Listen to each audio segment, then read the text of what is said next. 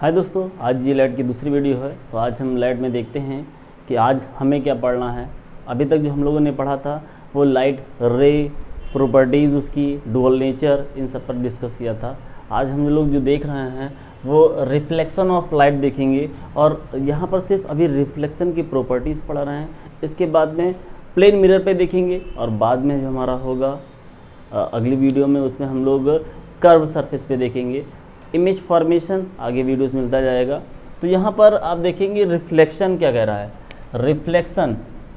Reflection the process of sending back the light rays which fall on the surface on an object. जब कोई किसी surface पर कोई light गिरता है तो गिरने के बाद क्या होता है, वो रिफ्लेक्ट हो जाता है। The bouncing back of light on striking on एक ओपेक ऑब्जेक्ट। जब किसी ओपेक ऑब्जेक्ट, अब देखना एक चीज़ याद रखिएगा कि ट्रांसपेरेंट ऑब्जेक्ट पर अगर कोई लाइट गिरेगा तो वो निकल जाएगा पूरा, क्योंकि आपने पढ़ा था कि ट्रांसपेरेंट मीडियम जो होता है वो लाइट के गमन का एक सोर्स होता है, उसके प्रोपेगेशन का एक सोर्स होता है। ट्रांसपेरेंट होमोजीनियस मिक्सचर जहाँ कहीं भी होता है लाइट उसमें ईजिली ट्रैवल कर लेता है, फिर उसके बाद में वो बाउंसिंग बैक नहीं होता है, दोबारा से वापस नहीं आता है। जैसे हम किसी ऑब्जेक्ट को जब देखते हैं तो एक्चुअल में वो एक ओपेक ऑब्जेक्ट अगर है तो उस पर लाइट पड़ा और पड़ने के बाद क्या होता है, हमारी आंखों तक आता है, तभी हम उस ऑब्जेक्ट को देख पाते हैं। लेकिन अगर वो ट्रांसपेरेंट मीडियम हो जाता है तो लाइट पड़ने के बाद क्या होगा, उसमें से अंदर से निकल जाएगा।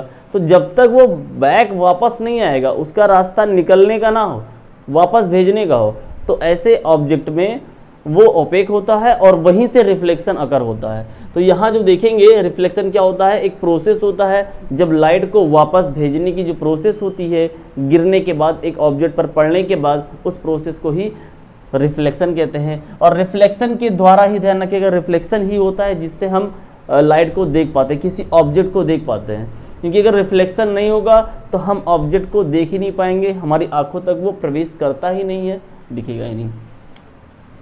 Reflection occur from all surface, ये सभी प्रकार के सरफेस पर होता है, लेकिन but the reflection from smooth shiny surface better noticeable. अगर कोई सरफेस स्मूथ आ जाता है, जैसे अगर यहाँ हम सरफेस देखें, ये बोर्ड है, बोर्ड थोड़ा सा smooth as compare to other things, तो यहाँ से रिफ्लेक्शन क्या होगा। अब बोर्ड अगर कोई है और यहाँ हम बोर्ड लिए हैं तो इन दोनों में अंतर रहेगा, यहाँ से रिफ्लेक्शन क्या होगा, ज़्यादा होगा। जब आपने मिरर देखा होगा घर में, हम लोग जो सुबह सुबह देखते हैं अपने आप को, वो क्या है, वो हाईली स्मूथ हो जाता है, वो बहुत ज़्यादा शाइनी सरफेस होता है। क्यों होता है अभी पढ़ते हैं। लेकिन आप यहाँ देखेंगे कि ऐसे सरफेस, और सभी सरफेस पर होता है, हमारे ऊपर गिरता है लाइट, यहाँ से भी रिफ्लेक्शन होता है, बाइक पे गिरता है वहाँ से रिफ्लेक्शन होगा, किसी कार पे गिर गया वहाँ से रिफ्लेक्शन होगा, बोर्ड, सड़क, सब जगह से रिफ्लेक्शन होता है। आपने कभी नोटिस किया होगा जब कभी हाईवेज पे आप चलते हैं और वो किसका हो, तारकोल का बना हो, तारकोल मतलब डामर जिसको हम लोग जानते हैं, अगर वहाँ से हम देखेंगे दूर से तो ऐसा लगता है कि पानी बह रहा है। दूर से अभी कभी नोटिस किया होगा, हम बाइक या कार से जा रहे हों तो हम दूर से देखेंगे तो ऐसा लगता है, जब धूप बहुत तेज़ी से हो तो वो रोड पे लगता है कि पानी बह रहा है। एक्चुअल में पानी नहीं बहता, वहाँ क्या होता है, रिफ्लेक्शन ऑफ लाइट, वो रिफ्लेक्ट होकर के लाइट वापस निकल जाता है। अब पास जब रहते हैं तो मुझे उतना वो उसका रिफ्लेक्शन दिखाई नहीं पड़ता है, दूर रहते हैं तो एक्चुअल में वो बंडल के रूप में रिफ्लेक्शन मुझे दिखाई पड़ता है। एक ढेर सारा एरिया जब रिफ्लेक्ट होता है तो वहाँ पर मुझे दिखाई पड़ जाता है, तब हम उसको ऑब्जर्व कर पाते हैं। बहुत पास होते हैं तो ऑब्जर्वेशन नहीं होता है। नेक्स्ट क्या है, the object having polished shining surface reflect more light than object having unpolished dull surface. देखिए, जो सरफेस शाइनी सरफेस होता है उसमें सबसे ज़्यादा जो रिफ्लेक्शन होता है वो अकर होता है, लेकिन जो डल होता है, डल का मतलब भद्दा, सरफेस उसका स्मूथ नहीं है, तो वो रिफ्लेक्ट तो करेगा लेकिन वो रिफ्लेक्शन उसका बहुत ज़्यादा नहीं, बहुत मामूली होता है। क्योंकि रिफ्लेक्शन की दो प्रॉपर्टी आगे आप देखेंगे हो सकता है। एक होता है रिफ्लेक्शन, तो हम जो करते हैं रेगुलर होता है, और दूसरा हमारा होता है इरेगुलर। रेगुलर में जितनी लाइटें एक साथ पड़ती हैं, एक साथ में पूरी लाइटें निकल जाती हैं। रिफ्लेक्शन अगर हम कर रहे हैं एक साथ, जैसे यहाँ देखें, अगर मान लीजिए ये रिफ्लेक्शन, एक लाइट यहाँ पड़ा, एक बीम ऑफ मतलब एक रे यहाँ पड़ा और निकल गया। तो ये अगर इस तरीके से हमें देखें, एक साथ में लाइट जितनी आई पूरी की पूरी लाइट एक साथ, मतलब उनमें टाइम इंटरवल जो होता है वो क्या होगा, चेंज नहीं होता, एक साथ में आकर के लेस टाइम इंटरवल होगा as compare to other things. तो यहाँ अगर जितनी लाइटें आ रही हैं वो एक साथ अगर वापस रिफ्लेक्ट हो जाती हैं तो यहाँ पर रेगुलर रिफ्लेक्शन होगा। और ये साइनी सरफेस होने की वजह से, जब ये सरफेस साइनी होता है, पॉलिश्ड होता है, तो एक साथ पड़ कर के और निकल जाती हैं। जबकि अगर हमारे पास में कोई इस टाइप का सरफेस होगा तो क्या होगा, कभी लाइट इधर, कभी ज़्यादा, कभी कम, मतलब एक साथ में लाइट पड़ने के बाद में जितनी लाइटें आ रही थी, सारे रेज आ रहे थे, वो सभी रेज एक साथ में निकल नहीं पाते हैं। और इस तरीके की जो रिफ्लेक्शन होती है उसको हम इरेगुलर रिफ्लेक्शन कहते हैं। होता है यहाँ भी रिफ्लेक्शन, लेकिन अब साइनी सरफेस है, एक साथ अगर हमें सारे लाइट, सभी लाइट हमें मतलब all the rays of light अगर एक साथ रिफ्लेक्ट होकर के दिखेंगी तो वहाँ पर रिफ्लेक्शन ज़्यादा अगर होगा। इसीलिए बताया गया कि जो रिफ्लेक्शन है, रिफ्लेक्ट हो रहा है लाइट, वो साइनिंग सरफेस पे ज़्यादा यानी कि रेगुलर रिफ्लेक्शन होकर होगा, और जो साइनी सरफेस नहीं होगा वहाँ पर इरेगुलर बन जाएगा। Silver metal is the one of the best reflector of light. और हम जानते हैं कि सिल्वर मेटल जो होता है वो लाइट का सबसे अच्छा रिफ्लेक्शन हो रहा होता है उसमें। लेकिन मोस्टली हम जो सिल्वर मेटल का यहाँ जो यूज करते हैं वो अपने मिरर बनाने में यूज कर लेते हैं। अब उस पर क्या देखेंगे, उस पर तो अपना चेहरा देखने नहीं जाएंगे। मिरर लगा होता है ग्लास, और ग्लास आपको पता है कि जितना आप सुंदर हो उससे ज़्यादा आप किसमें, मिरर में दिख जाते हैं। जितना आप यहाँ अभी सामने होंगे उससे ज़्यादा आपको कहीं मिरर में मिल जाएगा। तो पीछे जो लगाया हुआ होता है, ग्लास लिया, कांच लिया, वो ट्रांसपेरेंट होता है, उसके पीछे हम लोग जा कर के क्या कर देते हैं, पॉलिश कर देते हैं सिल्वर मेटल की। अब सिल्वर मेटल इतना बहुत ही कम है, मतलब जिसको भी थोड़ा सा भी हम इसको स्क्रैच करेंगे वो निकल जाएगा। उसको बचाने के लिए, प्रोटेक्ट करने के लिए उसके ऊपर एक पेंट लगा दिया जाता है रेड कलर का, और रेड कलर लाइट ज़्यादा उसमें सोखता नहीं, निकल जाता है वो, उस पर पड़ने के बाद में लाइट ज़्यादा निकल जाता है, रिफ्लेक्शन हो जाता है, पीछे से ही ज़्यादा उसमें प्रॉब्लम नहीं होती है। तो इसीलिए हम लोग जो कोटिंग कर देते हैं वो एक जो बाहर से बचने के लिए, भाई बाहर अगर खुला रहेगा, जहाँ भी हम सरफेस पे लगा रहे हैं उस सरफेस पे वो रुकना है। अगर थोड़ा सा भी अगर उसमें हिलना डुलना हुआ तो स्क्रैच होकर के वो निकल जाएगा, तो रफ हो जाएगा, और उस तरीके से ट्रांसलूसेंट के तरीके से बिहेव करना शुरू कर देगा। और अगर ट्रांसलूसेंट के तरीके से बिहेव करेगा तो जो हम अपना मिरर में अपना इमेज देखते हैं वो इमेज सही से दिखेगा ही नहीं। तो इसीलिए हम जो यूज़ कर लेते हैं सिल्वर मेटल के ऊपर, जब सिल्वर पीछे पॉलिश करते हैं उसके ऊपर एक रेड पेंट का भी कलर लगा देते हैं, जिससे कि वो प्रोटेक्ट होता है। तो वो मिरर जो बनता है वो उसी तरीके से बनता है। सिल्वर सबसे अच्छा मेटल है, और लगभग ऐसा रिफ्लेक्शन 98% जो होता है वो रिफ्लेक्ट हो जाता है। अगर जब हम यहाँ पर ऐसे मिरर यूज करते हैं जिसमें सिल्वर मेटल लगाया गया है तो उसमें लगभग 98% रिफ्लेक्ट हो जाता है। बट खाली सिल्वर मेटल नहीं, सिल्वर मेटल बहुत ही महंगा है, आपको पता ही है। तो इसके स्थान पे आज के जो समय में है वो सिल्वर मेटल का यूज ना करके एल्युमिनियम मेटल का यूज कर लेते हैं। जो एल्युमिनियम मेटल है उसका यूज करते हैं क्योंकि ये सिल्वर से सस्ता होता है, और सस्ता होने की वजह से इसका हम यूज आज की जो प्रचलन है उसमें अधिक हो गई है। क्योंकि महंगी चीज़ें भाई ज़्यादा पैसा लगाने से अच्छा है, चीप एंड बेस्ट, वही वाला हिसाब है। तो फिर हम यहाँ एल्युमिनियम यूज करते हैं। The reflection of light in a plane mirror take place at the silver surface on it। तो यहाँ प्लेन मिरर जिस तरीके से आप देख रहे हैं अपने घर पे, एक्चुअल में यही प्लेन मिरर होता है, और रिफ्लेक्शन यही है कि प्लेन मिरर आप ये समझ सकते हैं कि ये जो लिखा हुआ है आपका प्लेन मिरर है, इस तरीके से आपके घर पे बोर्ड पे लगा होता है। और ध्यान रखिएगा, प्लेन मिरर जब भी हम लिखते हैं इस सरफेस को, जो हमारे राइट हैंड सरफेस में होगा, जो हमारा ये राइट सरफेस होगा, इसको हम नॉन रिफ्लेक्टिंग सरफेस रखते हैं। क्योंकि हम लोग जो रिफ्लेक्ट करवानी सरफेस होगी, जहाँ पर पॉलिश रेड कलर का होगा, सिल्वर के ऊपर रेड कलर का पॉलिश होगा, उस सिरे को हम दीवार में लगा देते हैं, और जो ऊपरी सरफेस मुझे होता है वो हम देखते हैं, और रिफ्लेक्शन यहीं पर अकर होता है। रिफ्लेक्शन यहीं पर अकर होता है। रिफ्लेक्शन अब देख सकते हैं कि इंसिडेंट रे कुछ टर्म्स हैं। जब कोई लाइट आ रही होती है और आने के बाद में वो क्या होता है, इस मिरर से टकराता है और टकराने के बाद में दोबारा से वो उसी मीडियम में वापस लौट जाता है।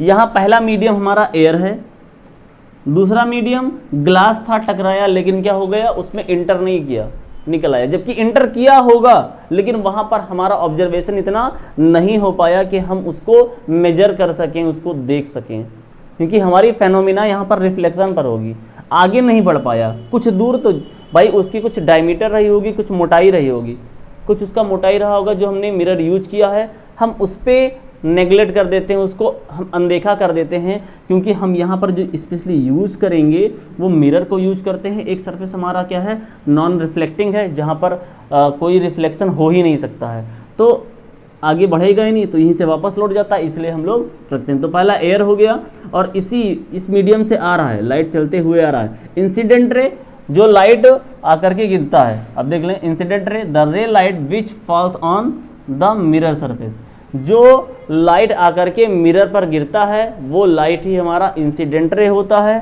कुछ टर्म्स पहले देख लेते हैं। Point of incidence, the point of incidence, the point eight which the incident ray falls on the mirror. ये जो लाइट आ रही है, ये लाइट को हम लोग, देखिए हम यहाँ पर लाइट के रिफ्लेक्शन में सिर्फ एक ही रे को यूज करते हैं।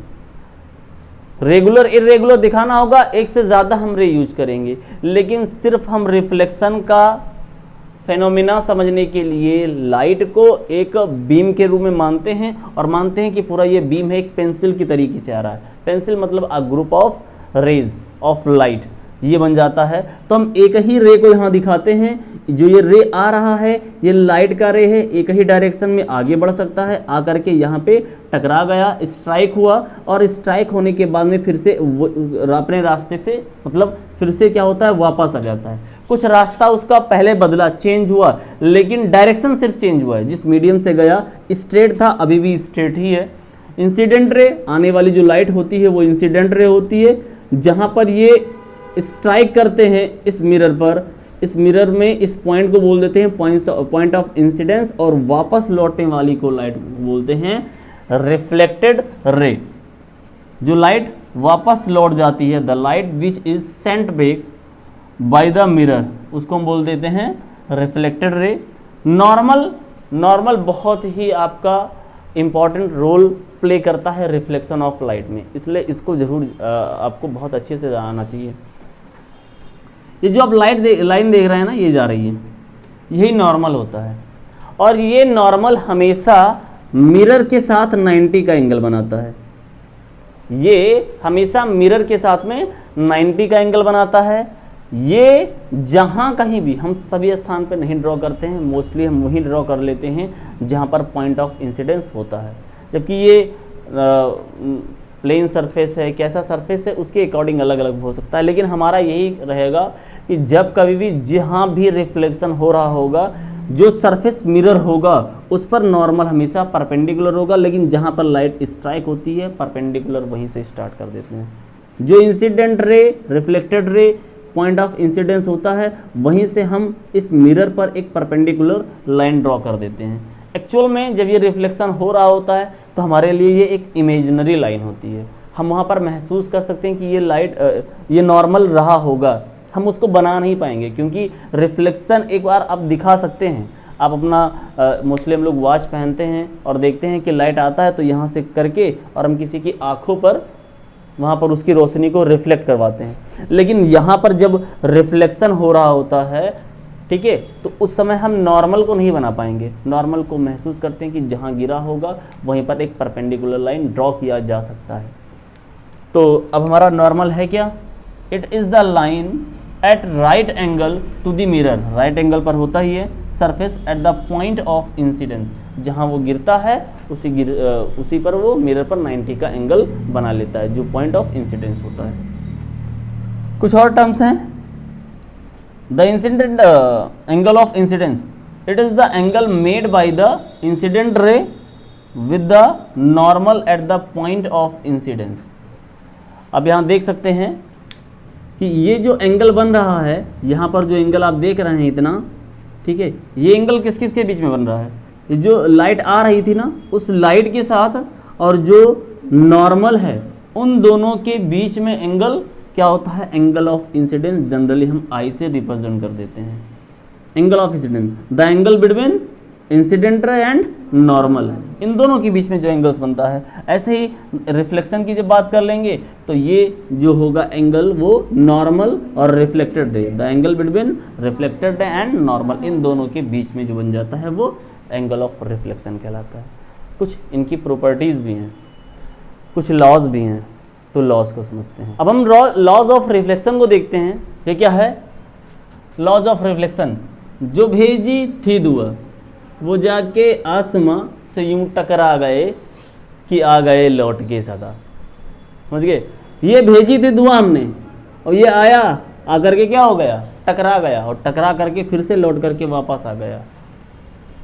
भेजी दुआ और जो वापस आया और जहां पे टकराया, ये तीनों पॉइंट, ये हमारा आपको पता है नॉन रिफ्लेक्टिंग सरफेस है, ये नॉन रिफ्लेक्टिंग सरफेस, ये point of incidence, point of incidence, ये हमारा इंसिडेंट रे, वापस लौट गया, रिफ्लेक्टेड रे, और यहाँ पे हमारा नॉर्मल। इन तीन पॉइंट को पहले समझना है कि क्या होता है कि जब कभी भी लाइट जो ट्रैवल कर रहा होता है और किसी मीडियम में वो स्ट्राइक करता है तो वापस लौट आता है, तो इस कंडीशन में जो इंसिडेंस रे होता है और जो रिफ्लेक्टेड रे होता है, और जहाँ पर ये पॉइंट एक दूसरे इंसिडेंस करते हैं उसके साथ में जो नॉर्मल होता है, वो तीनों एक ही सरफेस, एक ही मिरर पर ही होते हैं, अलग मिरर पर नहीं होते हैं। ये पहला रूल है, ये फर्स्ट लॉ हम देखते हैं, ठीक है। ये फर्स्ट लॉ क्या कहता है कि द इंसिडेंट रे,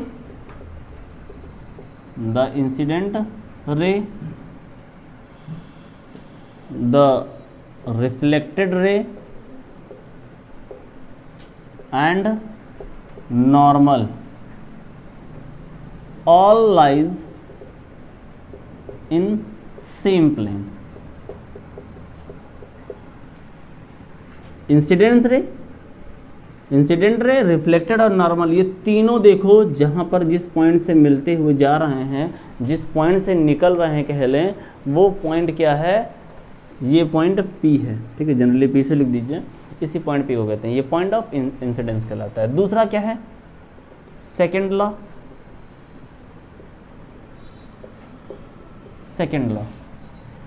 यहां पे जो एंगल बन रहा है I और यहाँ पे जो एंगल बन रहा है R, angle I is equal to angle R, यानी कि कौन सा एंगल, एंगल ऑफ इंसिडेंस और एंगल ऑफ रिफ्लेक्शन दोनों सेम होता है।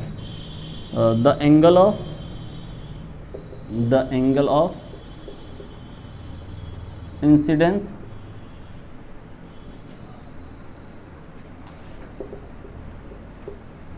Is equal to angle of reflection.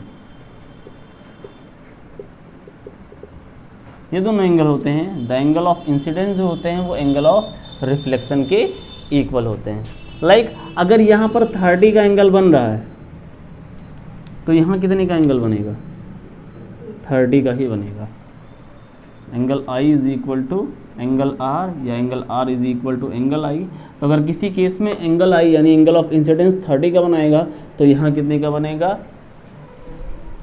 एक स्पेशल केस को जरूर याद रखिएगा, ठीक है, कि अगर हमारा I क्या हो जाए, यानी एंगल ऑफ इंसिडेंस जो हमारा है, इफ इंसिडेंट रे falls perpendicularly on plane mirror। ये कंडीशन ये कह रहा है आपको कि अगर आप इंसिडेंट रे किसी मिरर पर परपेंडिकुलर गिरता है, परपेंडिकुलर गिरता है, या हम ये कह लें कि जो एंगल आई और एंगल आर है वो दोनों जीरो के इक्वल हो जाए। एंगल आई और एंगल आर अगर जीरो के इक्वल है, एक दूसरे कह लें मिरर पर परपेंडिकुलर है, या हम ये कह लें कि वो लाइन जो एंगल है, ठीक है, ये जो इंसिडेंट रे है वो नॉर्मल पर जा रही है, नॉर्मल पर जा रही है। इस केस में क्या होगा, लाइट कहाँ से जाएगा, तो ध्यान रखिएगा इस केस में अगर होगा तो लाइट जिस मार्ग से जाएगा वैसे ही वापस लौट आएगा। अगर कोई लाइट नॉर्मल पर जा रही है, कोई भी लाइट रे नॉर्मल से जा रही है, नॉर्मल पर जा रही है उसी के साथ में, तो उस कंडीशन में जो रिफ्लेक्टेड रे होगा वो क्या होगा, वापस उसी मार्ग से लौट आएगा। ध्यान रखेंगे, या इसी को हम कहते हैं कि एंगल आई और एंगल आर के बीच में 0 डिग्री का एंगल बन रहा हो। 0 डिग्री का मतलब आपको पता ही है कि जो कोई भी एंगल बनता है इंसिडेंट रे और नॉर्मल के बीच में ही एंगल ऑफ इंसिडेंस होता है, और एंगल आर जो होता है वो नॉर्मल और रिफ्लेक्टेड रे के बीच में होता है। तो यहाँ पर 0 का एंगल हो, मतलब जो लाइट हो, ये जो आप देख रहे हैं इतना, ये इतना ना हो, इसी के साथ में जा रहा हो, तो इसी के साथ में जाने का मतलब यहाँ पर कोई एंगल नहीं बनता है, ठीक है। और कोई एंगल ना हम कह सकते हैं, उसी को अपनी भाषा में कहा जाता है, मैथ की भाषा में, कि 0 डिग्री का एंगल बन रहा है। और अगर 0 डिग्री का एंगल बनेगा तो जिस रास्ते से लाइट जा रहा होगा उसी रास्ते से लाइट वापस लौट आएगा। ठीक, क्या है, if incident ray falls perpendicularly on plane mirror then it come back from same path. ठीक है, ये जरूर ध्यान रखिएगा कि एंगल आई और एंगल आर के बीच में हम जानते हैं कि जिस मार्ग से जाता है उसी मार्ग से वापस नहीं लौटता है। आपने पढ़ा है कि यहाँ पर इंसिडेंट रे इस लाइन से जा रहा है और रिफ्लेक्ट होकर के किसी और रास्ते से गया है। लेकिन अगर एक ही लाइन पर जा रहे हैं दोनों, मान लीजिए जिस रास्ते से गया उसी रास्ते से ही लौट आया है, तो इसका मतलब वहाँ पर एंगल आई और एंगल आर क्या रहे होंगे, 0 रहे होंगे। कभी कभी क्वेश्चंस उल्टा पूछ लेगा, हमें लाइट दिया होगा एंगल पूछ लेगा, एंगल दिया होगा और लाइट का रास्ता पूछ लेगा। तो ये ध्यान रखिएगा कि एंगल आई और एंगल आर अगर 0 हो जाते हैं, या हम ये कह लें कि अगर हमारा एंगल आई 0 हो जाता है तो आप ध्यान रखेंगे कि एंगल आर भी क्या हो जाएगा, उस कंडीशन में 0 ही हो जाएगा, क्योंकि इनके बीच में हमने पढ़ा angle I is equal to angle R, आपस में दोनों इक्वल होते हैं, तो जो आई होगा वही आर हो जाएगा। जिस रास्ते से जाएंगे उसी रास्ते से वापस लौट आएंगे। आई होप कि आपको वीडियो पसंद आया होगा। ऐसे वीडियो पाने के लिए चैनल को सब्सक्राइब करके बेल आइकन को प्रेस कर लें। मिलते हैं अगले वीडियो में, बाय एंड टेक केयर।